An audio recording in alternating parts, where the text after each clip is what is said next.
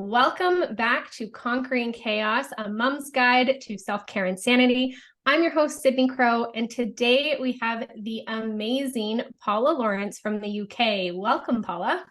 Hello, thank you so much for having me. Your first podcast of 2024. Yes, well, first recording for sure. This is going First to air recording. like a little bit down the road, but I'm so Yeah. excited to have you here today.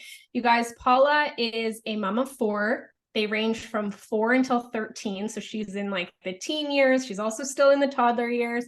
She Yeah. is a parent coach and a youth mentor. And Paula, why don't you just take over right now and tell the listeners what you do? Because the way that you shared your passion with me prior to this call, it's so beautiful what you're able to do for these families in a holistic way. So I'm going to pass the mic over to you and you can fill the listeners in. Of course. Well, first I started working with young girls because many, many moons ago, I used to be a dance teacher and I had a dance group, a dance company, and I was sort of not just a dance teacher, I was like a mentor to these young girls and all the things that they go through, adolescence, teenage years. So then when I had my girls, I noticed a change in them when they reached about 9 to 10 years old. So I looked for resources to try and help them. And that's when I started working with young girls because I wanted to help my girls.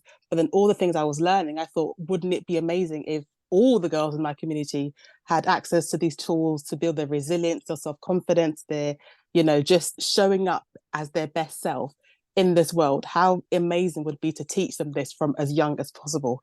So I started off with Yes. that, doing workshops in a sort of local community. And then I went into parent coaching, again, looking for resources for myself and my family. And I thought how amazing it would be to be able to help other mums and other parents who are struggling with sort of everyday parenting challenges. So I thought, yes, that sounds exactly like I would love to help parents do that. And so I got certified. So now I sort of work with young girls, building their self-confidence, but also empowering the parents that raise them so that we're working with a whole family. And as corny as it sounds, I really believe that, how we raise our children makes them empowered. And if we're empowered, and that's how we change the world. I love that so much. And I wholeheartedly agree. Like, there was a reason why we became aligned and connected, because as a mom of two girls who are going on 9 and 11 in a couple months, like, just listening to you talk about what you're able to do for these girls, like, I need you. Hello, come on, let's Yeah, work yeah. together, because it is a whole different ballgame once they start to like have those hormones going through their body and all of these changes with their physical appearance, but also the mental load of all of that, right? Like, you go from being super happy one minute to crying the next minute, and you're not really too sure why. I mean, the amount of times I've talked to my oldest and been like, why are you so upset right now? Like, let's talk about this. Let's get to the bottom of this. And she's like, I just don't even know. And I'm Yeah, like, okay. I know. And then you're just sitting there going, like, as a parent, you're Okay. like, okay, like, I want to Okay. help you, but like, I'm here, let's hold hands. I don't Yeah. know. That's it, isn't it? Is at helping them have that language, because a lot of them don't have the language to say exactly what's wrong because they really don't know. They just know that they feel sad or Yeah. they feel bad or they feel something's made them feel icky. They don't know how the language to sort of tell us what it is. And it's hard to know how to help them. So you're sort of are going, well, I'm here if you need me. And I don't know about your daughter, but my daughter kind of rolls her eyes when I say that, like, Oh my okay, gosh. you're there. Yeah, What are you yeah. gonna do? I think if my daughter could figure out a way to get her eyes to permanently stick like that, she would, because they're just up there all the time when I'm around. So tell me a little bit about your coaching program and how do you work with the girls? Like, what does that look like? Mainly we do community workshops and then I have a small group that I work with. So I work with about maximum about 15. So I want it to be a group, but also a small group that's intimate enough so that, we can sort of get to know each other. The sort of more introverted, quieter girls don't get lost in a group like they would do at school. So I keep it Yeah. relatively small and we make it fun. That's the main thing. So it's not just like being in another class. So we do things like drama, and dance and role play, discussions. So each workshop focuses on a different sort of topic. So we have things like identity, body image, self-confidence, friendships, that's a big one because there's always some sort of friendship drama at this Drama. age, drama. But then I also want it to be not just social skills. So we move into a bit of educational entrepreneurship. So we do like a girlpreneur workshop, which is where they kind of come up with their own business ideas and they do like a mock pitch to investors and they come up with a logo, a company name. So just things to just get them thinking about the future and opening up their avenue and their imagination about what they can do in this day and age. Because I think a lot of young people nowadays look at influencers on Instagram and Facebook and all that and TikTok, and they think maybe I can just be an influencer. But it's more than just getting in front of a camera and taking pictures and recording content. There's marketing, you have to know business, you have to know budgeting. And so letting them know that there's more to that. It's being an entrepreneur is not just smiling for the camera. There's a whole business behind it. And that's what you've got to learn to be successful at that. So we try to kind of incorporate all that into it. But the main thing that we want them to take away from the workshops is that they are unique and their uniqueness is what makes them special.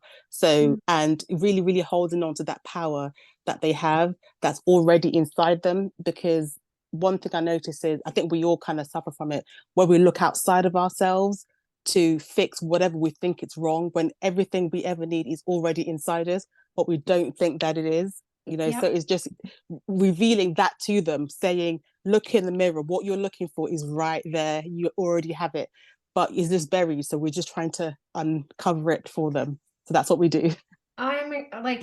I'm just in awe of this because I think it's so beautiful. I mean, we're coming from a generation where people kind of told us that we had to check all these boxes, right? That's what you had to do to be successful.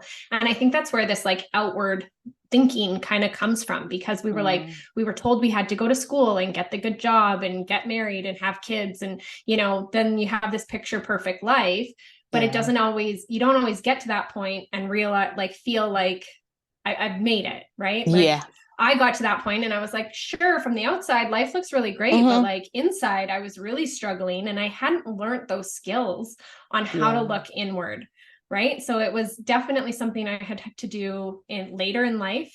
And I think it's so important and so powerful that you are teaching this younger generation that it starts with you and you can build on that, right? Whatever your passion is, whatever you figure that you're good at and you want to do, even if it is influencer stuff, but sure, let's learn the business aspect as well, right? So it is so incredible what you're doing. I think it is very, very powerful.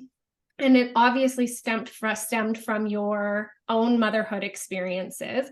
So tell me now, running this business, working with the youth, raising kids who are varying in ages in your house, how does that weigh on your mental load? Like, what do you do to kind of balance all of that chaos? Because it sounds like your plate is very full.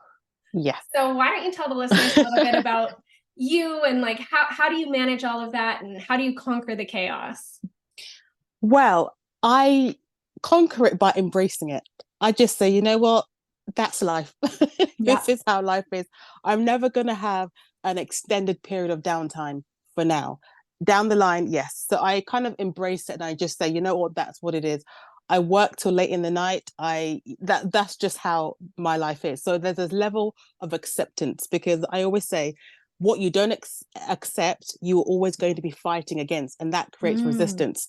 And resistance just makes life harder. So first accept what it is. So that is what I do. And one thing I will say that I have noticed is when I started the parent coaching, as I'm giving these moms amazing advice, this is what we do, you can do it. And I'll come home and I'll have the worst day with my child and I'm trying to coach myself. It's almost as if, you know, the universe knows that I'm doing this work and wants to really test the heck out of me. And I'm going, but why? You know? So 100%. I can relate to that. It's like I looked at my kids and I said, did you get the memo that I was doing this work and you said you're going to amp up your behavior so that I really got a lot of practice, you know? So it did seem as if everything magnified when I was doing the work, and I really had to work on my self-forgiveness and really telling myself that I'm also doing the best I can, you know. So, and if I have a bad day, the same way I tell my clients, if I have a bad day, I repair with my children, I forgive myself, we move on. and we do the next thing we need to Yeah. do. It's not dwelling on the past, because I am doing the best I can. I have to keep reminding myself that. And just because I do this work, it doesn't mean everything is going to be perfect. Even to my 100%. clients, I say, you can come for coaching and you can be the best parent that you could possibly be, and your child as an adult might still say, this thing happened and it made me this way. But really, we need to change what the idea of successful parenting is. And really, I think that a lot of it has to do with how you behave. Can you sit and say, I parented with integrity? I stuck to my values. I Yeah. imparted all the wisdom I had. I did the best I could for my children. Nobody is perfect. So it's Yeah. at the end of the day, knowing that at the end of the day, you're raising human beings. They're not robots. So Yeah. you're not going to say, if I put in A, B, C, I'm going to get, the same back. Right. But it's all about you. I always say my parent coaching is parent centric. So you work on yourself. We don't come to fix our children. We fix ourselves. We Yeah. do the work. We do the best we can. And then in a way, you kind of hope for the best with your children. But you can never go wrong, I believe, with empathy and love and support and I love that. kindness. You can't go wrong with it. Even if it looks wrong in Yeah. society's eyes, you've given love and empathy and kindness. So you Yeah. can sit and say, you know what, I did the best I could for them. And then you send them out into the world and hope that they replicate the love, the kindness, the empathy in their walks of life. And that's all we Yeah. can do. Nobody's 100%. So that's how I kind of keep myself calm, my mental health. And to be honest with you, even though I don't get a lot of downtime, because I love what I do so much, it makes me I feel like a human being when I'm doing it. I'm not just mum, although there's nothing wrong with just being a mum, but Yeah. I feel like I'm doing something that's giving back to the world. I'm Yeah. seeing joy in people's faces. So I like to work, because I feel like for so long I gave a lot to my kids, I felt, when they were little. Yeah. I to the detriment of myself, which I wouldn't do again. But I feel like I'm getting myself back, and this is Mm. part of it. So that is part of my self-care, is making sure that I'm following my ambitions. And while I'm doing that, I'm setting my children a great example of, you can follow your ambitions too. Yeah, I think that's really beautiful. And I can relate to that so much because my kids were, oh, I want to say like 7 and 5, Mm. 6 and 8 when I started, finding the world of personal development and coaching. And I was like, where has this been all my life? Because prior to this, I was really struggling. I was like, is there a refund on adulting? Like, I really, Yeah, I don't want to do it anymore. right? Like, I love my kids, but this is not what I thought it was going to be. And like you Mm-hmm. said, like you kind of find yourself again. And when you can wake up every day knowing that you're leaving Mm. that lasting impact, and you're seeing that in the girls that you're working with and the Yeah. families that you're working with, like it doesn't really feel like work. So I can Mm-hmm. relate to all of that.